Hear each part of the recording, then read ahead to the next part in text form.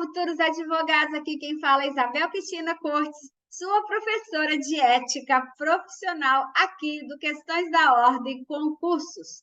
Estamos aqui para mais um bloco pocket de resolução de questões. Questões essas que foram de exames anteriores, que servirão para você se preparar para o próximo exame. Estamos também no canal da Ordem Concursos, lá no Instagram. Se vocês tiverem dúvidas a respeito do exame de ordem da OAB, é só perguntar que nós podemos te ajudar, ok? Entre em contato com o nosso canal e lá vocês terão também informações a mais sobre os exames de ordem, como se faz, quantas questões tem, ou seja, informações básicas que ajudarão vocês a irem para a prova mais preparados.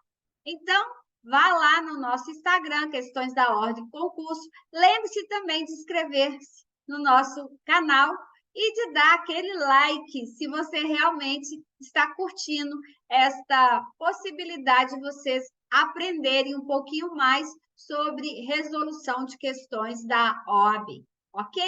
Então, vamos lá falar um pouquinho desse bloco pocket de resolução de questões. Neste bloco, nós trouxemos para vocês o exame 38º.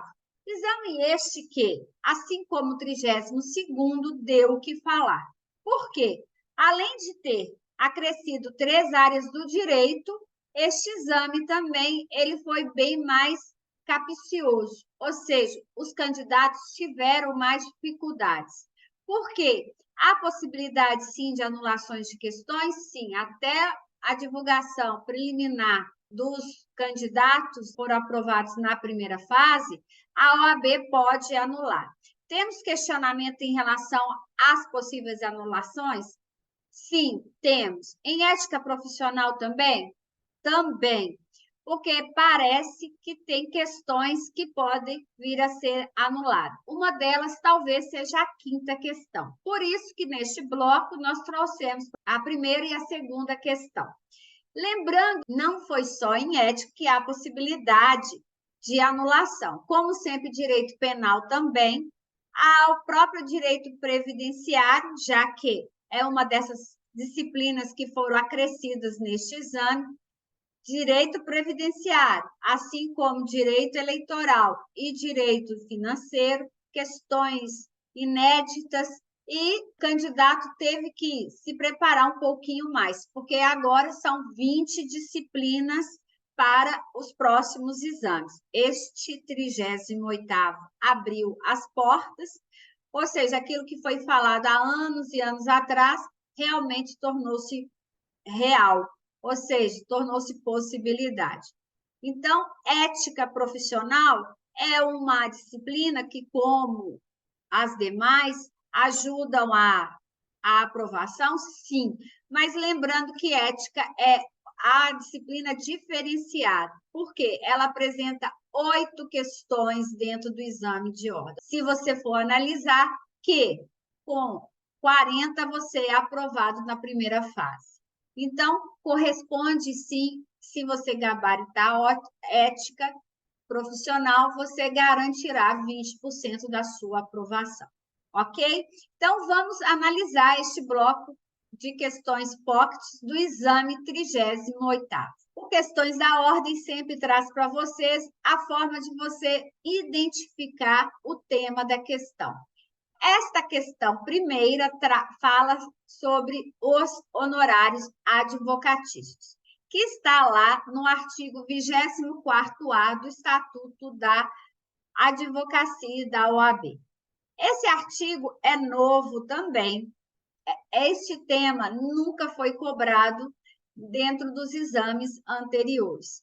Por quê? Ele foi acrescido pela Lei 14.365, tá? De 2022. Então, tema novo, sim, que pode ter trazido dúvida, porém, foi uma questão relativamente fácil.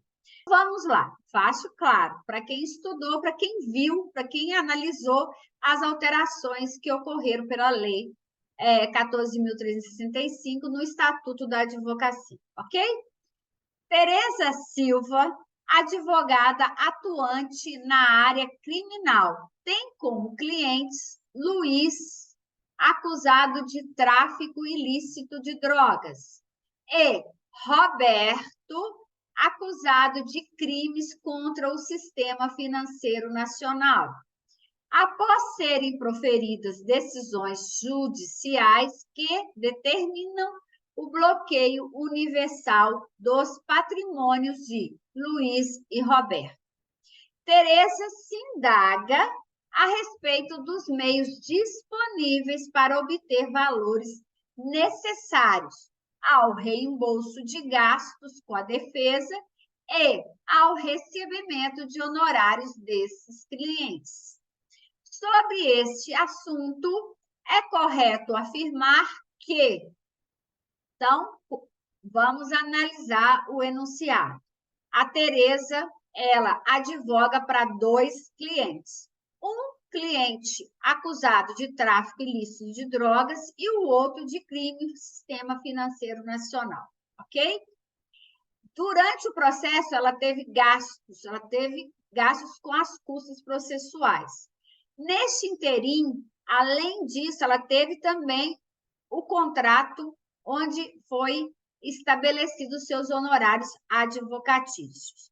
E ela precisa receber, porque não tem como trabalhar de graça. Então, ela vê que, pela sentença dada ao juiz, os bens dos seus clientes foram bloqueados e, consequentemente, ela não teria acesso e eles não teriam acesso para pagá-la, porque, como os bens estavam bloqueados, ela não poderia receber pelos honorários e pelas custas processuais que ela gastou, ok? Então, a questão te pergunta, diante deste caso, qual é a possibilidade que ela tem de receber uma parte ou ser reembolsado pelos honorários e pelas despesas? A letra A vai trazer o seguinte: garantirá-se a Tereza a liberação de 20% dos bens bloqueados de Luiz para o fim de reembolso de gastos com a defesa, vedado o recebimento de honorários. Letra B, garantirá-se-á a Tereza a liberação de 20% dos bens bloqueados de Roberto, para o fim de reembolso de gastos com a defesa e o recebimento de honorários.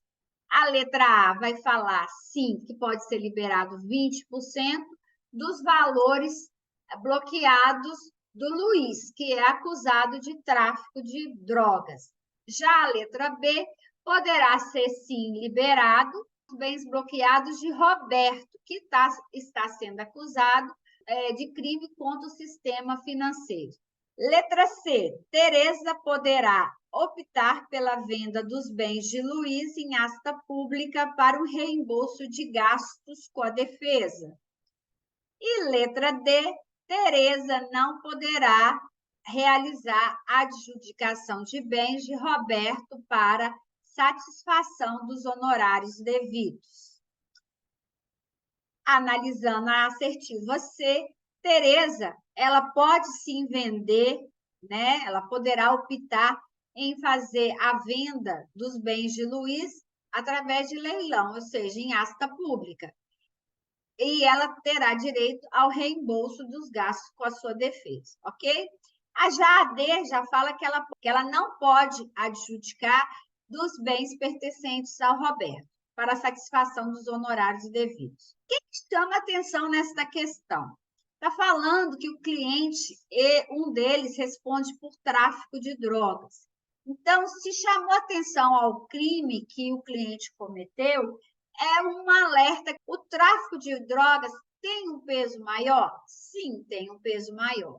Se for em relação aos bens do traficante, ao bem do cliente que está sendo acusado de tráfico, esses bens são imediatamente, se pedir judicialmente, eles são liberados? Existe ressalva em relação a esses bens? É isso que a questão traz. Apesar de ter acrescido este artigo no Estatuto, será que pode abranger a qualquer tipo de crime se, por um acaso, o advogado pedir para que seja liberado uma parte dos bens bloqueados? Então, vamos ver o que traz o novo artigo 24º-A em relação à possibilidade do advogado pedir para desbloquear bens do seu cliente com o objetivo de pagar os honorários advocatícios e os gastos com sua defesa, ok? No caso de bloqueio universal do patrimônio do cliente por decisão judicial, garante-se-á ao advogado a liberação de 20% dos bens bloqueados para fins de recebimentos de honorários e reembolso de gastos com a defesa, ressalvadas as causas relacionadas aos crimes previstos na Lei 11.343, de 23 de agosto de 2006, ou seja, a Lei de Drogas, e observado o disposto no parágrafo único do artigo 243 da Constituição Federal. Portanto, pode sim liberar até 20% dos bens que foram bloqueados para pagamento de honorários e reembolso de gastos com a defesa? Sim, pode. Qual que é a ressalva? A ressalva está que não é abarcado valores ou bens decorrentes do tráfico de drogas. E, além disso, ele vai trazer o artigo 243 da Constituição Federal. O que é o artigo 243?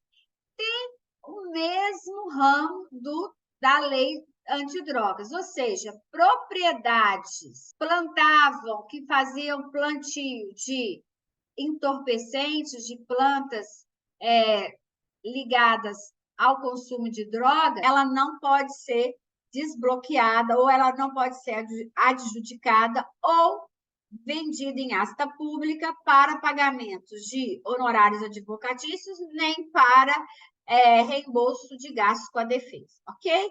Tanto o artigo 243 quanto a lei de drogas não dá a possibilidade ao advogado desbloquear esses bens. Então, voltamos lá nas assertivas para analisar a questão e descobrir qual que é a assertiva correta. Letra A, garante-se-á a Tereza a liberação de 20% dos bens bloqueados de Luiz para o fim de reembolso de gastos com a defesa, vedado o recebimento de honorários. Nem para o recebimento de honorários, nem para gastos com a defesa, porque Luiz está respondendo a crime de tráfico ilícito de drogas. Então, os bens de Luiz não podem ser desbloqueados. Então, a assertiva A está incorreta. Letra B, garantirá-se-á a liberação de 20% dos bens bloqueados de Roberto para o fim de reembolso de gastos com a defesa e o recebimento de honorários. Corretíssimo para Luiz, que está respondendo por crime ligado ao sistema financeiro nacional, este sim pode ser desbloqueado e retirado até 20% para gastos com a defesa e com os honorários advocatícios dos seus advogados. Letra C, Tereza poderá optar pela venda de bens de Luiz. Não, Luiz não. Luiz responde por tráfico de drogas. Todos os bens de Luiz são bloqueados, tá? Não vai poder. Então, a assertiva C está incorreta. Tereza não poderá realizar adjudicação de bens de Roberto para satisfação dos honorários devidos. Sim, Tereza poderá sim adjudicar, ou seja, ela pode tomar posse dos bens, já que Roberto é devedor dela e ela, como credora, ela pode sim adjudicar os seus bens, tá? Lembrando que ela não, se o valor do imóvel for muito maior do que ela tem a receber, ela devolve este valor ao Roberto, ok? Então, o não inviabiliza a assertiva. A letra D está incorreta. Realmente, o nosso gabarito, letra B, garantirá-se a Tereza a liberação de 20% dos bens bloqueados de Roberto para fim de reembolso de gastos com a defesa e o recebimento de honorários. Então, gabarito letra B. Letra B que você está beliscando a sua aprovação. Então, continue com foco de estudar resolvendo questões. Próxima questão, a inscrição do artigo 12 do Estatuto da Advocacia da OAB. Estatuto esse que também é conhecido pela Lei Federal 8.906 de 94. Lembrando que esse estatuto ultimamente tem sofrido várias alterações e a última foi feita através da Lei 14.612 de 2023, ou seja, recentemente. Dias antes do exame 38º, foi promulgada esta alteração que acrescentou que poderá responder por assédio moral, assédio sexual e discriminação aquele advogado que cometer uma dessas infrações. Então, aquele advogado que assediar, discriminar colegas advogadas ou colegas advogados, poderá sofrer a sanção de 1 mês a 1 ano sem poder advogar, ou seja, sem poder exercer a profissão de advogado, ok? Então, Estatuto da Advocacia, que também sofreu alteração, ou seja, a Lei 8.906 de 94. Voltamos aqui à nossa segunda questão do exame 38º, que vai trazer da inscrição. O advogado Alex encontra-se licenciado junto ao AB. Assinale a opção que corretamente apresenta uma causa para o licenciamento de Alex. Então, quais são os motivos que podem levar um advogado a se licenciar? Eu preciso ter motivação para licenciar? Eu preciso ter algo que possa promover essa licença? Lembrando que a licença é um afastamento temporário do advogado, para que ele não continue advogando ou exercendo a sua atividade, se ele assim o quiser e tiver motivos relevantes para fazê-lo, ele poderá pedir a sua licença. Então, vamos ver o que traz cada assertiva. A letra A diz o seguinte: o requerimento de licenciamento, independentemente de motivação, formulado por Alex. Então, Alex pode pedir a sua licença sem motivar esse pedido. Letra B, o fato de Alex passar a sofrer de doença física incurável. Se ele estiver cometido com uma doença incurável, ele vai pedir licença. É assim que funciona? Letra C, o exercício por Alex, de forma definitiva, de atividade incompatível com a advocacia.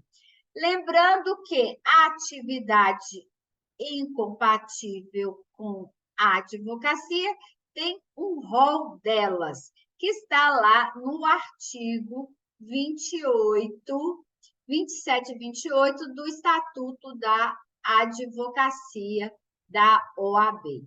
Então, é necessário sempre você se remeter a esse artigo, porque são várias formas de incompatibilidade. E se aqui na assertiva C está dizendo que é de forma definitiva, já que ele está exercendo uma atividade incompatível, dá direito ao Alex se licenciar?